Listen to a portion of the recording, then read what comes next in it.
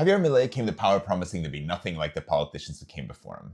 But right now, he's dealing with a very familiar Argentine cocktail. Inflation that won't budge, and an economy that's stalling. For ordinary Argentines, the promised relief hasn't arrived. Household debt is rising, wages keep losing ground to prices, and the end of the tunnel feels no closer than it did a year ago. And as if that weren't enough, his own allies are at each other's throats in public, fighting less like revolutionaries and more like the corrupt political class they swore to replace. Not everyone reads it that way, of course. There are serious people who look at the same numbers and see a painful but necessary adjustment that's closer to the finish line than it appears. I'm Daniel Politi. I'm Francisco Aldaya, and we'll be getting into all of this in the latest episode of the Argentina Brief, episode 2 for May 2026. Let's start with my brief for the month. So the government had a rough one on the data front. There's really no room for debate there. For starters, we found out that February economic activity saw the biggest drop since 2023 in monthly terms, and half of the 16 sectors that make up the official index shrank both year over year and compared to last month. Manufacturing deserves a side note because it fell almost 9% year over year. And why does that matter? Well, we're talking about a sector that's very important for employment, and it's still down more than 10% since Milei took office. The government's response was to lay part of the blame on the calendar. Caputo's line, which was echoed by the rest of the economic team, was that February had fewer working days because of more bank holidays in 2026, as well as general strike. That was the explanation, but it's largely unconvincing. The drop was too big, and ultimately the interest rate volatility and the electoral uncertainty finally took their toll. Milei himself recognized that the last several months have been difficult.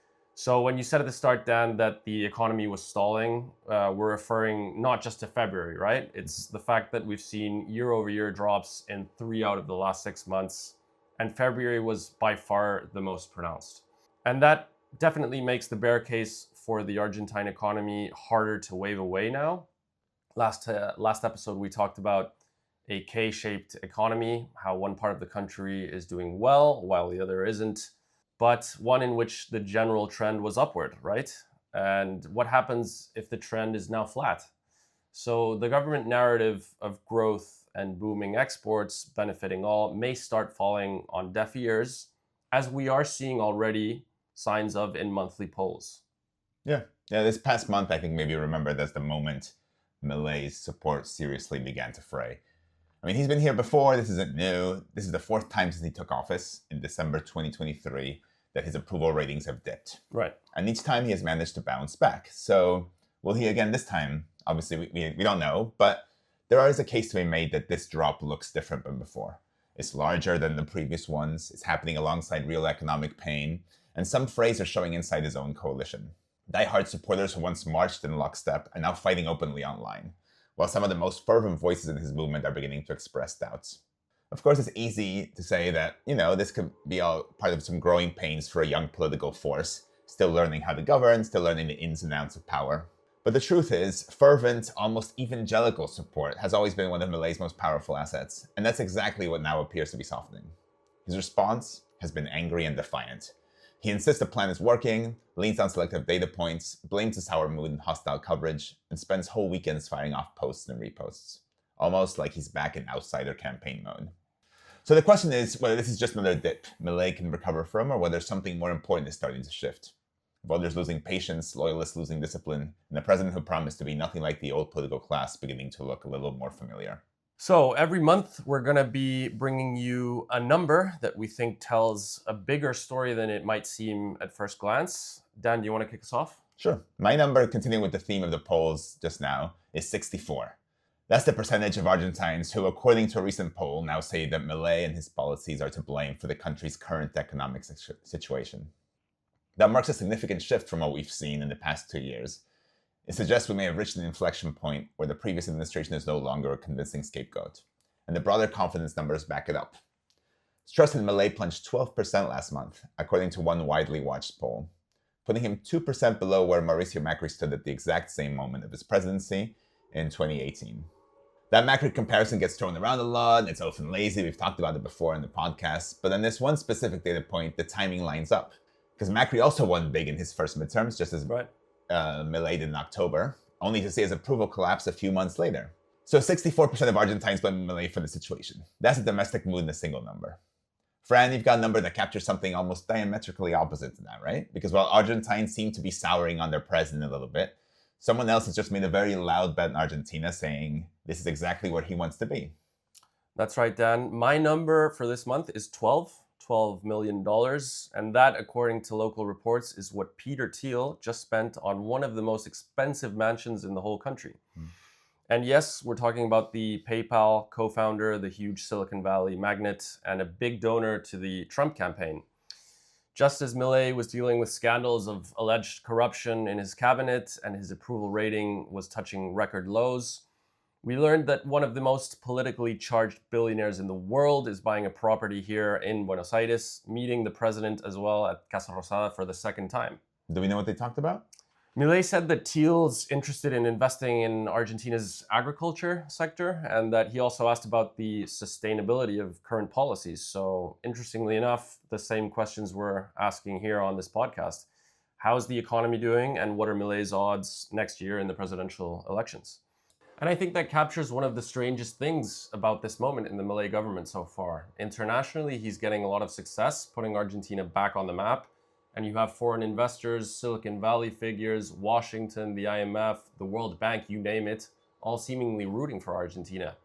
And some putting their money where their mouth is with big energy and mining announcements such as Plus Petrol, which unveiled a $12 billion investment last month in Vaca Muerta. And that's the same number as the Thiel mansion, give or take a few zeros. So the Thiel mansion, I think, is a useful symbol of this gap. $12 million walking into Buenos Aires while the average household is struggling to keep up with the price of meat, for example. Argentina is being celebrated abroad while resentment is rising at home at the same time. And the gap may just be what Milei needs to close before voters go back to the polls next year. So let's zoom out and take a broader look at the Milei economy, Dan. The single most important question for me for the next 18 months or so, and for Milei's re-election, is whether the macro adjustment, which on paper has been historic, actually translate into a better daily life for the average Argentine. So far, it's hard to say most Argentines are feeling much better off. Poverty is still around 30%, which is very high in historic terms for Argentina.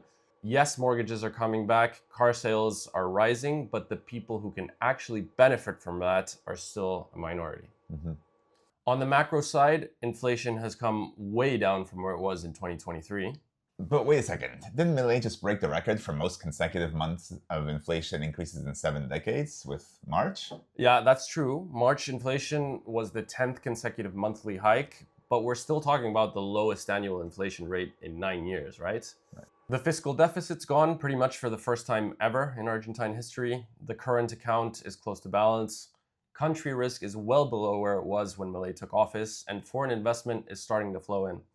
Exports were up 30% year on year on March, leaving Argentina's biggest first quarter trade surplus on record. And this is the part that's worth pausing on, right? A country that used to be the poster child for emerging market fragility just absorbed the Iran-driven oil shock with no meaningful damage to the peso or bond prices. 3 years ago, that would have been completely unthinkable. I mean, I know the Milei government likes to tout its surplus and how it's balancing the budget, but how much of that is due to the government simply not paying its bills? I mean, we've been seeing that more and more lately, right? There's increased evidence of debts everywhere. The retiree healthcare system is at the breaking point. Doctors went on strike last month because they said they were getting paid pennies for each patient. People that are taking public transport are also feeling this. You know, there's a lot of packed buses, packed trains, decreased frequency with companies saying they're not getting the money they're owed from the government. Well, those are all valid data points. What you can see in the chart that we're showing on the screen now, however, is that the government's short-term debt has definitely spiked in March, and there has been a lot of noise about delayed payments as well for pensioners' medicine, for example, and the transport sector that you mentioned. But that short-term debt is roughly at the same level that it was last year, and it's still well below what Milei inherited, right? So I'm not really seeing a structural threat to the budget surplus on that side, but rather much more of a temporary issue to take note of. And moving on to the daily life side of things for Argentines, wages have lost out to inflation 4 months in a row, and they're still below the December 2023 levels. Supermarket sales are also running below 2023 levels, and jobs are a particular concern because unemployment has risen to 7.5 from below 6% at the start of the Milei government, which illustrates how the sectors that aren't doing well under Milei, such as construction and manufacturing, are particularly labor intensive. But to be fair, there is a structural point to make here. The truth is that net formal private sector employment hasn't grown in this country since Christina Kirchner's currency controls in 2011. And that trend is continuing now despite the sectors that are doing well in the economy, which are agriculture, oil, and mining. And as we were discussing at the start of the episode, questions are arising as to whether or not the economic activity in Argentina is starting to stall as a whole. And we're seeing evidence of that in tax revenue, which has fallen for 8 months in a row now and is raising questions about whether the government's main rallying cry, which is the fiscal anchor, can hold up, right? Some of that tax revenue drop was by design. The government cut export duties on agricultural exports, for example. But also the Milei administration reduced import duties significantly. So those are policy choices, not failures, which ultimately aim to get the economy going again. Well, yeah, but isn't that a big chunk of that decreased tax revenue have to do with what we were talking about before? Lower consumption, decreased economic activity as a whole, a sign that Milei's economy isn't actually moving? That's what should concern, and I'm imagining is concerning the government in the short term, is that it reflects that activity is weak, consumption is weak, and formal employment isn't moving yet. It should be noted, though, that Caputo said at a conference at the end of April that revenue rebounded in March. So that would be a huge relief for the administration because it would show that economic activity is picking up again. And the key question for us is if tax revenue doesn't actually pick up, how much more of the budget is Milei willing to cut, right? How much more austerity can Argentines tolerate should it be necessary for this government in terms of decision making? And Milei recently in the conference spoke about how the chainsaw is still active. He's still very much talking about cutting where it's needed, right? Yeah, I think there's very little doubt in anyone's mind that whatever the situation, however dire things get, Milei is not going to give this up. This is his, like we said, his main rallying cry. So whatever happens, he'll find somewhere else to delay payments or directly just to cut the budget. Cut the budget, yeah. Another number the government is unhappy with, surely, is country risk, which is double the average for Latin America, meaning Argentina has to pay far higher costs to borrow money than its neighbors. A lot of Argentina's debt is coming due in 2027, and that's an election year. So while Caputo's official line is that Argentina may not need to tap international markets for another 18 months, that isn't really reassuring for current bondholders. They have no real guarantee that the next president won't be someone like Axel Kicillof, right? Mm-hmm. That is someone who might want to restructure Argentine debt yet again. And the latest news we had in April is that the government is still going after cheaper funding. That's from big banks, and this time it would be guaranteed by the World Bank to get a better interest rate. Again, the problem here for the market is that repaying this kind of debt takes priority over private bondholders. So to wrap up, we're still seeing significant question marks around Argentina's debt horizon at a time when many are questioning Milei's political decisions. Right, Dan? The government has really gone all in defending Cabinet Chief Manuel Adorni. Mm-hmm. His recent appearance in Congress was treated almost like a question of state, with a major political operation, security operation, around what was formerly the cabinet chief just answering questions from lawmakers, something that should be fairly standard. That tells you something about Adorni's place inside the government. He's not just another official. He's closely associated with Karina Milei and with the president's inner circle. Dropping him now would not simply mean sacrificing a cabinet chief or spokesman. It would look like a crack inside the Milei family's political core. But the real striking thing here is that this is not the most serious scandal Milei has faced. Libra, for example, had far greater legal and political implications. The questions around Andes and the disability payments also raised serious questions about corruption and who was getting money off the books. So that raises two questions for me. Why is this scandal sticking with the public, and why is Adorni so important to protect? I mean, for me, one answer is at least fairly obvious. It's simplicity. The Libra scandal requires explaining crypto, wallets, timing, presidential posts, legal exposure, and basically a whodunit, who knew what when. Adorni is much simpler. And the question really is, how did the senior officials' assets grow while ordinary Argentines were being asked to sacrifice? That's much easier for regular Argentines to grasp. And it also cuts directly against the government's moral brand. Adorni's public style has often been ironic, combative, and morally certain. We are the ones doing things right, everyone else is la casta. But when questions are raised about his own wealth and lifestyle, that discourse starts to crack. Fran, do you think the government has made this actual scandal bigger by supporting Adorni so staunchly? I keep thinking the government was in a catch-22. I'm not sure it had much of a choice. I'd add one more thing as well to what you were saying, is that other people have been ejected from the government on suspicions of corruption. It was the case for another high-profile name in the midterm campaign, which was José Luis Espert.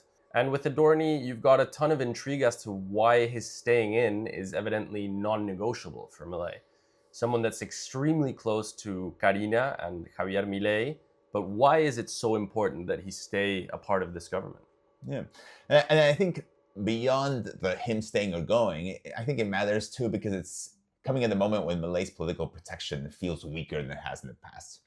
For much of his presidency, Milei benefited from inherited blame politics. He could say the pain Argentines were feeling was the unavoidable cost of fixing what others, mainly Kirchnerism, had broken and left behind.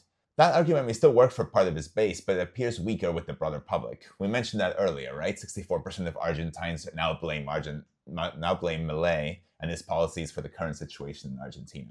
So that's worth dwelling on here because what it really suggests is that the inherited blame argument is losing power as he moves along with his presidency. Voters may be starting to judge Milei as the owner of this economy, not just the person cleaning up someone else's mess. Right. That economic context matters that you were talking about before, right? Inflation has come down, but it remains painful. Wages are under pressure. Household debt is rising. Many people are being told the plan is working, but you know what? They don't see it on their daily experience. They don't feel the relief that they had been promised. It's what we commonly refer to as the expectations gap, right? People are expecting things to be a lot better by now. People can tolerate pain if they believe there's a payoff that is nearby. But polls also show people are getting more and more negative about the current situation. They don't think things will get better in the near future. And the problem for Milei is that the pain has lasted longer than many expected. So the corruption scandals can suddenly become much more politically damaging than they were. When people trust the government, scandals can bounce off. When trust weakens, even simpler scandals can start to stick. So the question now is not just whether Adorni did anything wrong. The bigger question is whether Argentines are becoming more willing to believe bad things about this government. Fran, I'm going to ask you, how much do you think the inherited blame argument still works? Has Milei reached the point where voters see this as his economy now? Just one thing that you were mentioning that triggered sort of a data point that I think is relevant. It's not just household debt that's rising. It's also that in the last quarter and the first quarter of this year, the amount of people that were struggling to make those payments on that debt skyrocketed, which was part of the explanation to why bank loans grinded to a halt, right? Mm-hmm. So it's another sign of how the economic activity has come to not a standstill, but it's definitely slowed down. And that's why the Adorni story lands differently, I think, right? Yeah, I think people are basically saying, okay, inflation is down, the deficit's gone, but now I need to feel the benefit of all of that, right? I need my salary to stop losing against prices. And as for Adorni, yes, someone who preached austerity from a position of power is now facing questions about assets, travel, lifestyle.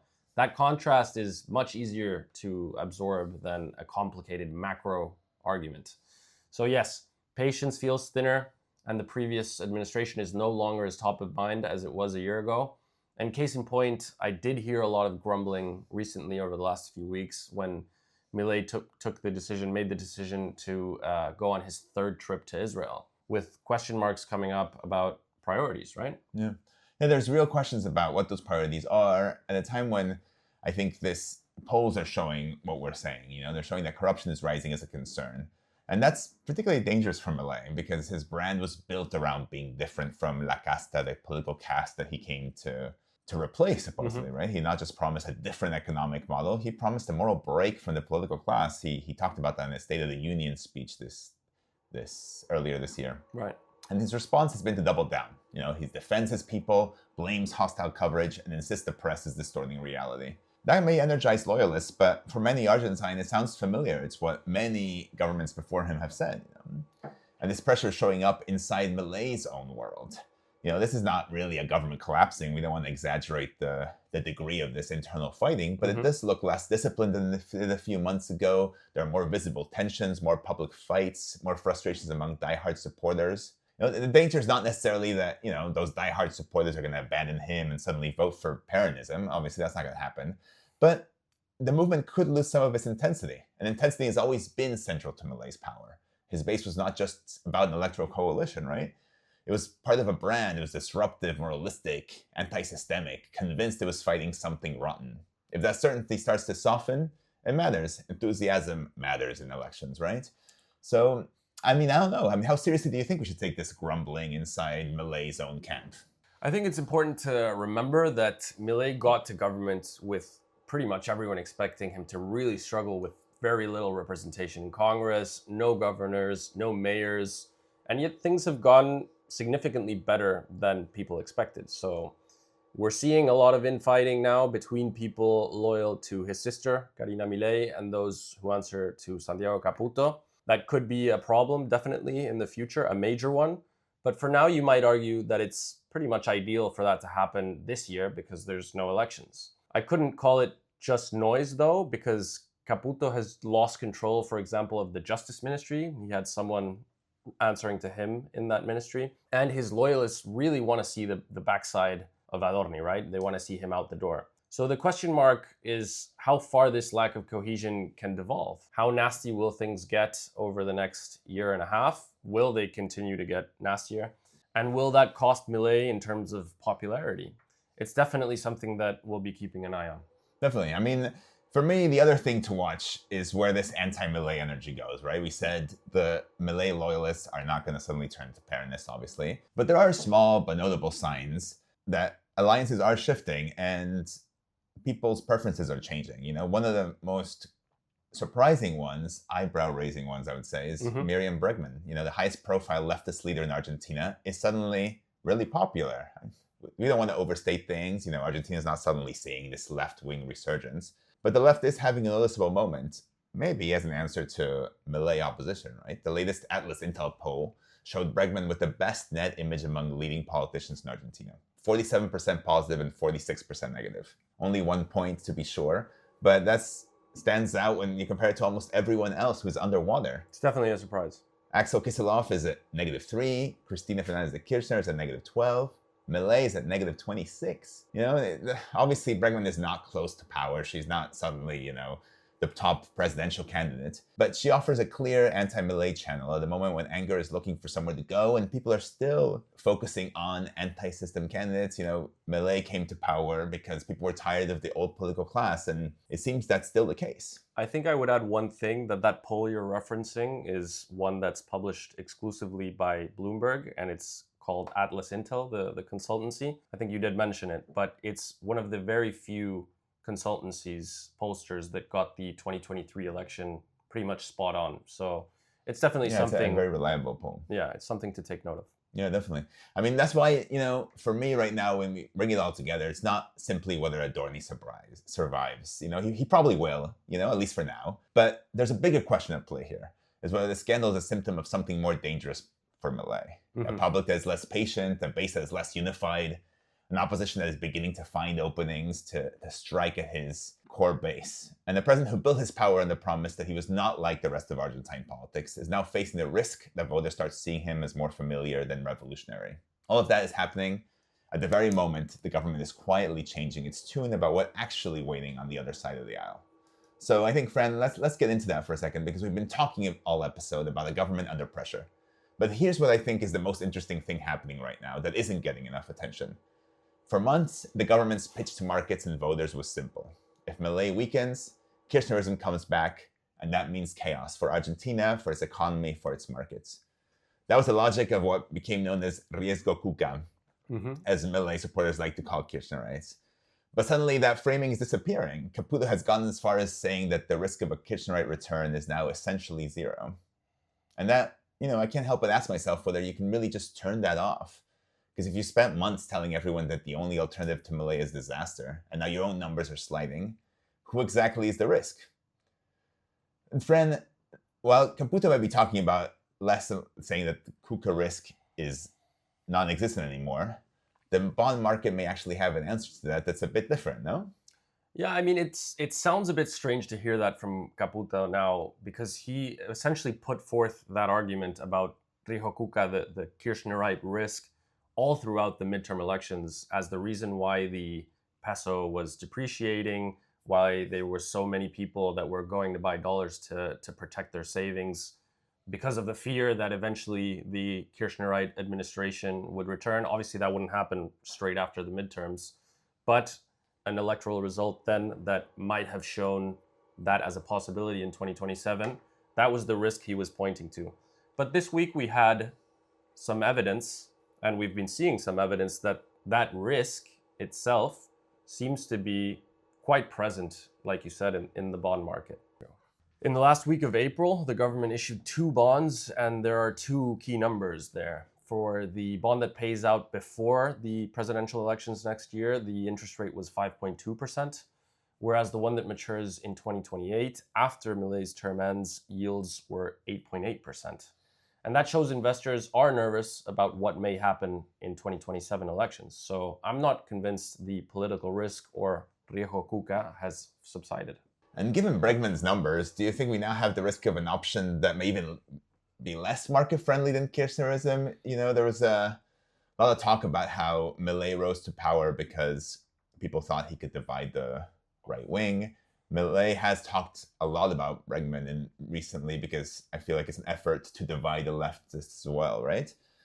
It seems hard to believe a country could swing so far or go from right to left. But then again, we've been surprised before, to say the least. This is Argentina, after all. I mean, Milei himself was a huge surprise, right? I don't think today we have any evidence to suggest that in 2027, Bregman has very high odds of success because she belongs to a political party that has had presidential candidates before.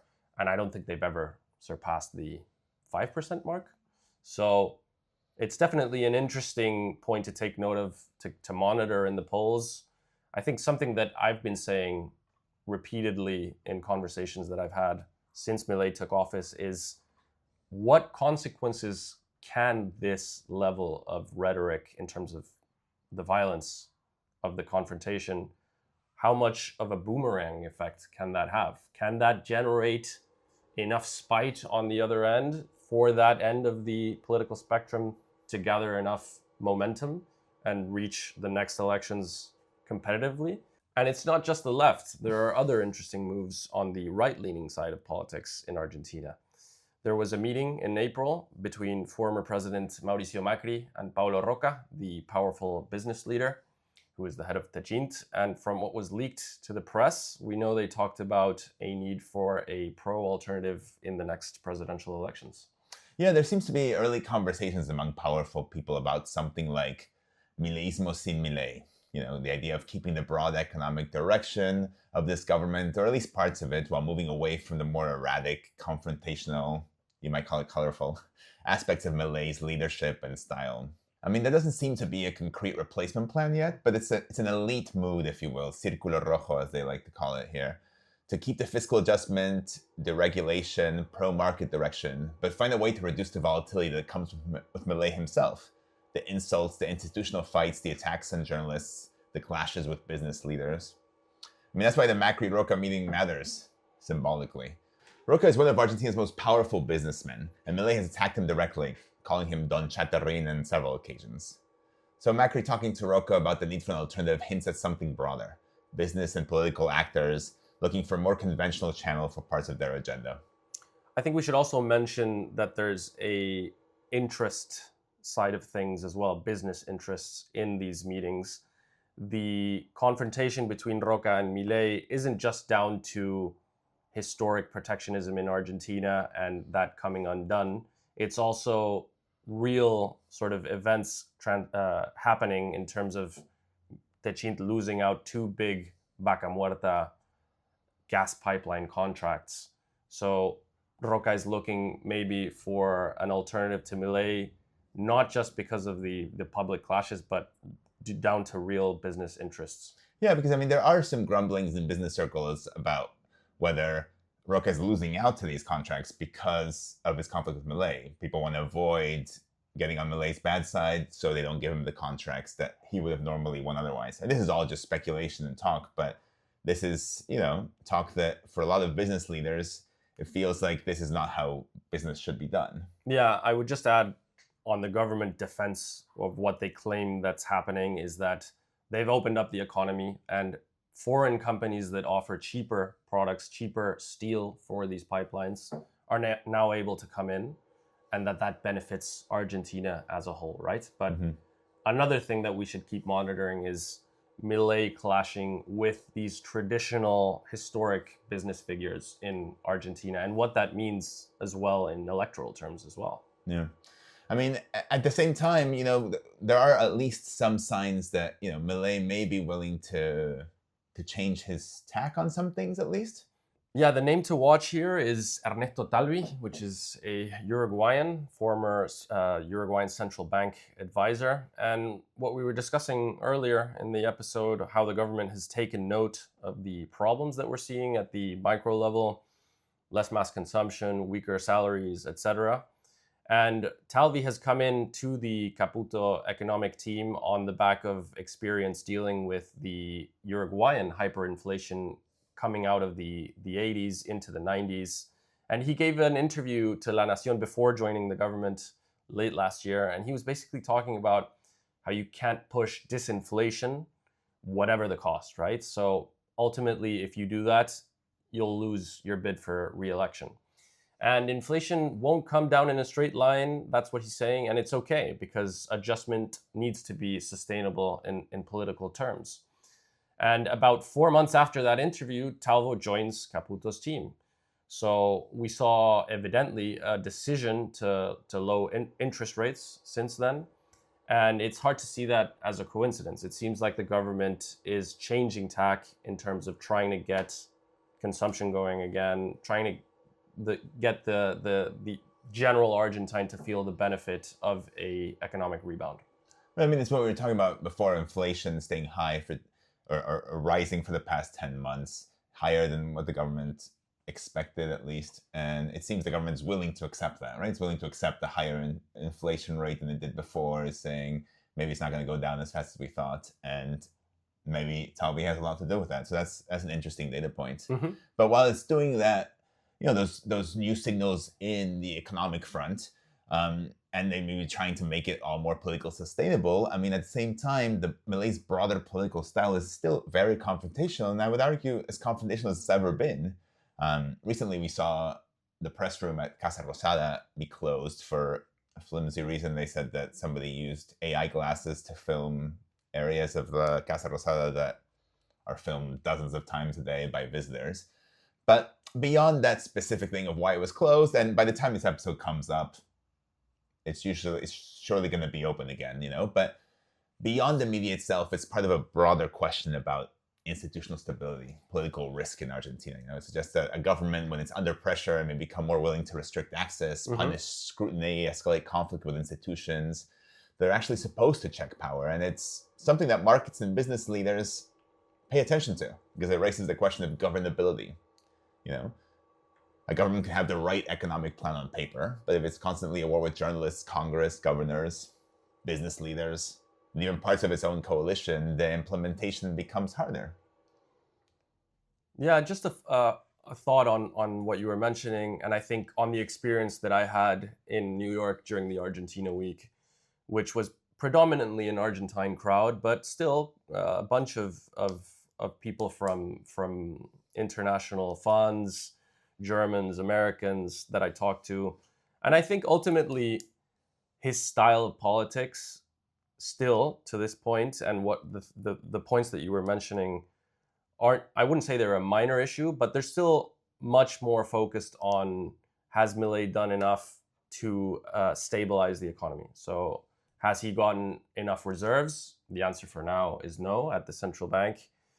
Is he doing well in the polls to keep this policy direction going? I think those are much more immediate short-term concerns. At least that's the impression that I got speaking with these people. But I do agree with you that in the long term, people will look at that. Decision makers, investors will look at those issues. Yeah, I mean, because I think it'll come a point where it's just no longer just be whether they fear return to Kirchnerismo or politicians of that ilk. Let's say it's where they start to fear that Milei himself could become a source of instability around Milei's program. That's I think for me what we've seen this past few months with a more confrontational Milei, who's lower in the polls as economic numbers start to drag, is that a government that came in promising to be a clean break from everything that came before it is now facing questions about whether it's becoming part of that same story. Yeah, I would add just one more thing that I think is super interesting that we saw at the tail end of last year between the Buenos Aires province local elections that caused huge drops in the stock market for Argentine stocks into the October midterms is that Milei changed his style of rhetoric in that space of a month, saying that he would be less confrontational. He would insult his opposition to a lesser degree, and interestingly enough, he did much better than what people had expected, given the result in the Buenos Aires province election. So you do wonder if him restraining himself in terms of keeping those insults at bay is the more intelligent strategy for him, right? Right, because he's now back to where he was before, insulting these weekend tweet storms where he sends out hundreds of posts and retweets and all that. Like, I mean, it is a return to Milei in the past. It is, as you say, it is interesting that he's chosen to do that, and I think it's definitely something we'll be watching closely to figure out what the next moves are in Argentina. Yeah, I think that won him. Clearly, that was part of what won him the 2023 elections. You do wonder if the preference of the style of communication among Argentines is starting to shift to something else, right? Well, I mean, I think it's also, you may expect something different from a candidate than from a president, right? I think that may be part of the message from the midterms last year too. But we'll be watching all that closely. Before we hand over to Allie Lazar for a more fun side look of the Buenos Aires life. I mean, Fran, you missed out on that one. We recorded it last week while you were under the weather. That's right. But I think that's it from us, at least. We're still finding our feet. This is only our second episode, so we're genuinely excited about where this is going, and then we hope you are too. Yeah, I think we have a new camera angle this episode. We have a ring light, so I think things have gone. We're making progress. Yeah. But if you have any thoughts, pushback, things we got wrong, we'd love to hear from you in the comments. Yeah, for sure. And until next month, thanks for joining us. Until next month, thanks. So, Allie, what have you been up to this month? Well, damn. I was away for about a month from Argentina, and I just got back, and I'm loving the city. Oh, yeah? Yeah. Like when you just like walk around and the sun is shining, the leaves are changing, and it's just like, fall is in the air, and I'm just like thinking how much I love Buenos Aires, how much I fell in love with the city. It's very cheesy and corny, but it's true. And the other day I just like went for a walk outside. I live near Parque Los Andes. Of course you do. And just there was all these dogs on the streets and all these cafes, and people were drinking coffee and shopping and doing all these things, and I'm walking and I step on some leaves and my foot slides. Oh no. And I step in a huge pile of dog shit. The Buenos Aires curse. The Buenos Aires curse. It's like a big pile of poop. And so I think that moment was just a really good moment for me, because it kind of slapped me in the face of just the pits and the peaks of living in this city. Yeah, I mean, I do think the dog shit problem has gotten better. Okay. Don't you think so? I feel like it was a lot worse. My neighborhood is really bad? It's not great. And can I tell you something? I have a neighbor who is a pretty well-known chef, and I'm not going to name any names, but I went on a walk with him the other day with his dogs, and he did not pick up after his dogs. No. Because I always think, who are these people that aren't picking up after the dogs? It's true. I have the same question. But well, this guy's one of them. Well, And maybe I maybe just someday we're gonna name his name here. on maybe this someday. podcast. Yeah. So that happened. But you know what? It doesn't put me down. I'm still very I'm still very happy I'm back. And were you happy? Were you excited about anything in particular? Did something when your return? So an article that I worked on just came out. Okay. It was for Condé Nast Traveler. Every year they do the hot list. And so they pick the hottest hotels and the hottest new restaurants around the world. And Buenos Aires made the cut. Oh, it did. Yes, it did. What made the cut? Caprichito A restaurant. Caprichito. Yeah. All right. And how did it make the cut? Who chose it? Yours truly. All right. Yeah. So why did you choose it? Why Caprichito above all the? Because last time we talked about how there's a lot of new restaurants opening in Buenos Aires lately. So why this one? Yeah, well, I chose one. We're choosing it because it's like hot and trendy. And Caprichito, since it opened in October 2025, it's had a huge line. No surprise. I mean, people love lines to get in places. They do. But it's one of those places where I think the food and the concept just really represents what the restaurant scene in Buenos Aires is kind of turning into right now. All right. What's that?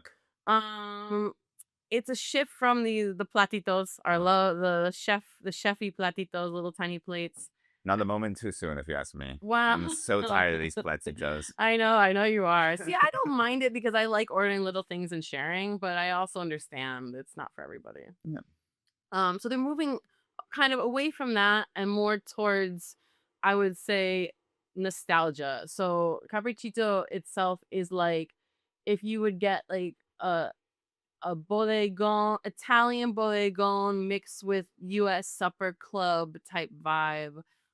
There's a lot of meat, there's a lot of cheese, there's a lot of bread. It's like it's comfort food and food that makes us feel good. And I think that's what people want to eat right now. Yeah. But then, well, why this one above all the others? Why is this the hottest place in Buenos Aires right now? Well, you know about these lists, or you know. Do I? These Tell me. these lists, it's any kind of hot list, best list. It's all a bit arbitrary. I mean, it's depending on the opinion of the person who's choosing it. It's true. So according to who? I mean, this one according to me, so obviously it's correct because I think Right. right. It must be right. But all of these lists, and so the way that this list works in particular is Condé Nast Traveler has contributors all over the world, and editors every year send out a mass message to some of their contributors and say, hey, what's the hottest place that opened this year? And I sent in a bunch of places. Okay. I have to make my case and make my pitch for each one. And then I don't know if they're going to choose one or two or three or none. And they ended up going with Caprichito. So that's how I made it. Okay, so this wasn't the only one you submitted as a possible Buenos Aires entry. Exactly. I submitted a bunch more. But this is similar to how like Times makes their list, New York Times makes their list. A lot of these places of these best lists, hot lists, these are how the lists are made. So when we see these, we should also take it with a grain of Very big salt. grain of salt. Yeah. But I mean, there is a plethora of lists now, right? There seems to be like a list for everything these days. Recently I saw the best pizza list, which I was surprised by. I didn't even know that existed. And funny enough, the owners of Caprichito, they made the best pizza list, which they have a pizza place in Adrogué, Ti Amo, and their place got number 4 in Latin America for the best pizza. Huh.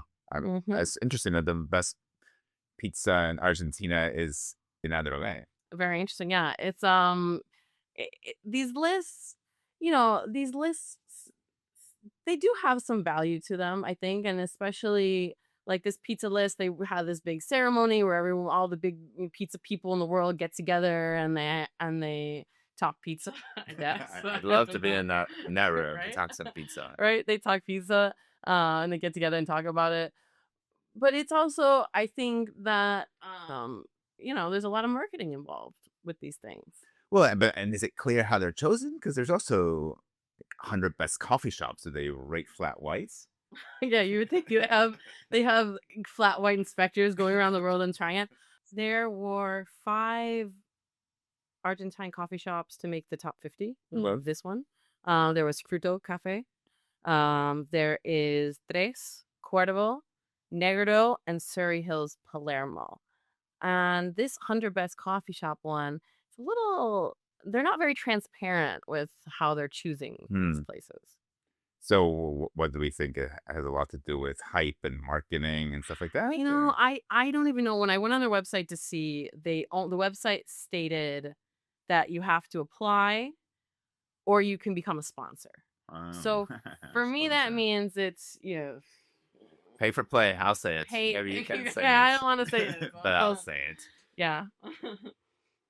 And then what about? I mean, there's something that Argentines are very proud of, which is their steak, obviously, and also there's a 101 best steakhouse list. That has been becoming very popular lately. The 101 steakhouses. Oh, really? Yes. Well, I'm sure Argentina did really well on that one. Oh, you're on. I am. Yeah. Why? Well, so in the past couple of years, Don Julio got first place. No surprise. Don Julio de Palermo So restaurant. Don Julio, the famous Palermo Bardisha, they were in first place. But since now they had it for 3 years, now they're not eligible anymore, and they were inducted into the 101 Best Steakhouses Hall of Fame. Oh, I see. It's like a lifetime achievement. It's a lifetime achievement, or it's like they do a similar thing with the 50 best list, because once you get to the top of the world, you're still competing, and it's just not fair for everyone else. So Don Julio's out, and But Argentina's ranking still very well, I imagine. We're still. Mhm. No, so the best restaurant now in Argentina, the best steakhouse in Argentina, is at number 22. Number 22. Wow. Yes. And it's a surprising choice. What is it? Fogón. Huh. And you've been there recently. I was there recently, and Yeah. I mean, in my humble opinion, it's definitely not the best steakhouse in Argentina right now, or the second best, I guess, after Yeah, the Hall of Fame. that's why these rankings are hard, because how do you like, who judges it? When do they come? How many times do they eat there? And then all of these opinions are opinions too. So there's other ones in Argentina that made the list. There is Madre Rojas. Okay. Villa Crespo. And Villa Crespo. There's Elena, which is the one in the Four Seasons restaurant. Happening in Costanera, which I really really want to go there soon, because I've been hearing amazing things about it. And it's iconic. It's iconic. It's very classic. But I mean, all of these, I feel like most people would agree are not, maybe, except for Happening, are not typical Argentine steakhouses. They're not. I mean, Fogon, for one, is very tourist centered. It's more of a tasting menu. Yeah. Happening does have that traditional RG vibe, but I feel like Argentines would not agree with this list. Yeah, I think a lot of any list of people are not going to agree with any list. It's funny because I thought like we've all heard like the famous one is the world's 50 best, right? And there's Latin America 50 best. I feel like is that what started this whole trend? They were one of the people that started the trend.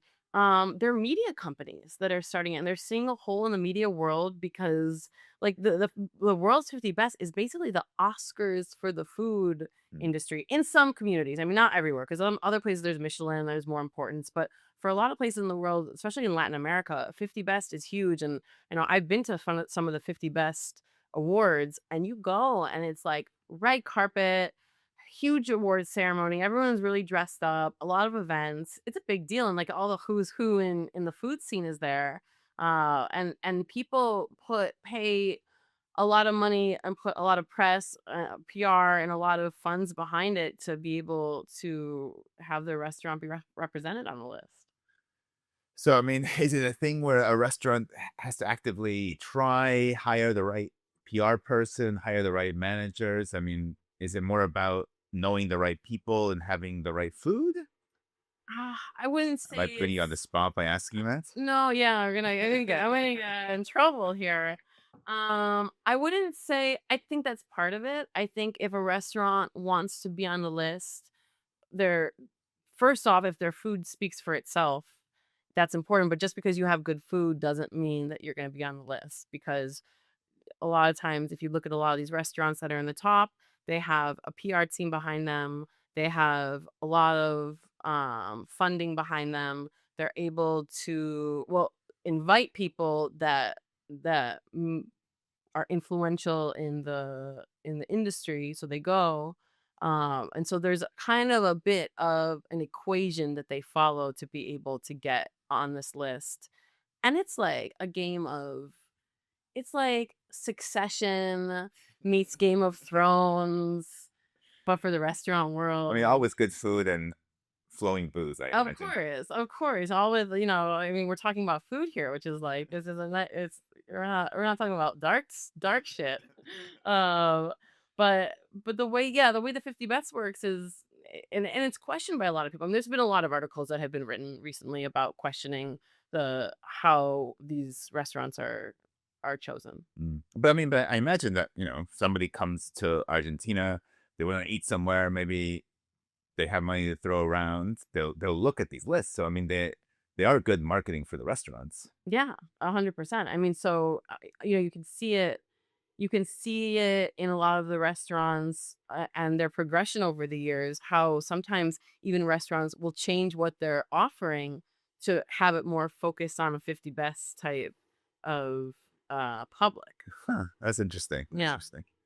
And so, and speaking of lists, we've been thinking that, to end our podcast every month, we're gonna have a pick for the month. So what's your pick for the month, Allie? My pick for the month. Okay, well, I have a little bit of backstory about my pick. Okay. I am a big fan of cottage cheese, and I think if anyone follows me on Instagram, they would know that whenever I'm anywhere in the world, I usually am eating cottage cheese. And I like to get a lot of different kinds of brands and try the different brands and make sure like I have my favorite pick. I've been on a campaign for years for Argentina to get cottage cheese. And I understand that it was here in the 90s and then it went away. And now it's come back. Oh, really? Yes. In my local supermarket, or where can I find this? Not yet, but soon. So Wappy, the cheese makers, have developed a cottage cheese, and it's pretty good. I tried it last week, and it is very high in protein. So I know you like that. And low in fat. It doesn't have salt, but you can add salt to it. It's a really good product. There's been other cottage cheese on the market, but it tastes more like ricotta. I don't think it's so much cottage cheese, but this is the first one I've tried in Argentina so far that's legit. But the only problem is the price. The price. I feared you might say that. Too good to be true. Too good to be true otherwise. But hey, I mean, you want some cottage cheese, you gotta pay for it, but it's got to know you have the option. You have the option, right? In this economy, can we really afford paying 15,000 pesos for cottage cheese? Maybe. I don't know. Up to you. But that's my pick for this. The option is this there. month. Sounds good. Yeah, cottage cheese. Well, What's your pick? My pick for this month is, we actually went to a party a few weeks ago at this newish place in Costanera called La Nube. I feel like Costanera is a part of, it's always interesting that Buenos Aires is on the water, but so little of its activity happens on the water.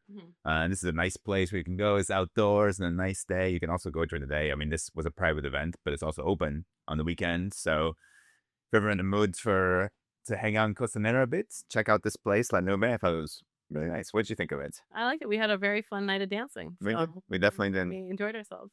We did. Well, that's it for us this week. This month. Thank you very much for joining us. And we'll see you next time. Thanks, Allie. Thank you, guys.